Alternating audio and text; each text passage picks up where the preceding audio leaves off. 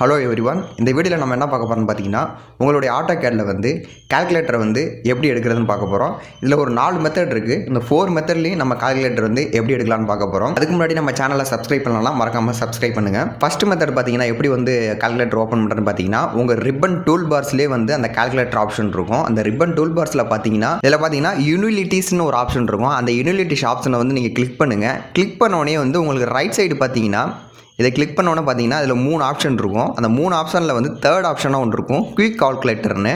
அதை நீங்கள் கிளிக் பண்ணிங்கன்னா உங்களுக்கு வந்து கால்குலேட்டர் வந்து ஓப்பன் ஆகிக்கும். இது வந்து ஒரு ஃபஸ்ட் மெத்தட். ரெண்டாவது மெத்தடில் வந்து நீங்கள் எப்படி ஓப்பன் பண்ணுறதுன்னு பார்த்தீங்கன்னா, கீழே வந்து கமாண்டில் டைப் பண்ணுங்கள் CALC இதுதான் ஷார்ட்கட் கீ. இதை டைப் பண்ணிட்டு நீங்கள் என்ட்ரு கொடுத்தீங்கனாலும் உங்களுக்கு வந்து கால்குலேட்டர் வந்து ஓப்பன் ஆகும். இன்னொரு மெத்தடில் வந்து எப்படி ஓப்பன் பண்ணுறதுன்னு பார்த்தீங்கன்னா, உங்களுடைய ரிப்பன் டூல் பாருக்கு மேலே டாப்பில் பார்த்தீங்கன்னா உங்களுக்கு டவுன் சிம்பிளில் ஒரு ஆப்ஷன் இருக்கும். அந்த ஆப்ஷனை கிளிக் பண்ணுங்கள். கிளிக் பண்ணோடனே ஷோ மெனு பார்னு இருக்கும். அந்த மெனு பாரை கிளிக் பண்ணுங்கள்.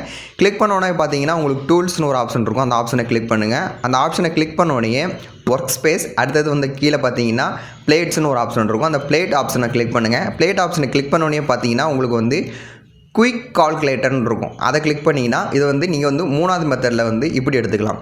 4வது மெத்தட் பார்த்தீங்கன்னா ஷார்ட்கட் கீ மூலமாக எப்படி எடுக்கிறதுன்னு பார்த்தீங்கன்னா Ctrl+8 கொடுத்தீங்கனாலும் நீங்கள் வந்து உங்களுடைய கால்குலேட்டர் எடுத்துக்கலாம். இந்த 4 டைப்பில் வந்து நீங்கள் ஈஸியாக வந்து உங்கள் கால்குலேட்டரில் எடுத்துக்கலாம். எந்த கமாண்ட் உங்களுக்கு வந்து ஈஸியாக இருக்கோ அதில் வந்து நீங்கள் சூஸ் பண்ணி உங்களுடைய கால்குலேட்டரை வந்து நீங்கள் எடுத்துக்கலாம். இது போல் நிறைய வீடியோ நம்ம யூடியூப் சேனலில் இருக்குது. போய் நம்ம யூடியூப் சேனலில் ப்ளேலிஸ்ட்டில் போய் செக் பண்ணி பார்த்துக்குங்க. இந்த வீடியோ உங்களுக்கு பிடிச்சிருந்தால் மறக்காமல் லைக் பண்ணுங்கள், ஷேர் பண்ணுங்கள், கமெண்ட் பண்ணுங்கள். தேங்க்யூ ஃபார் வாட்சிங்.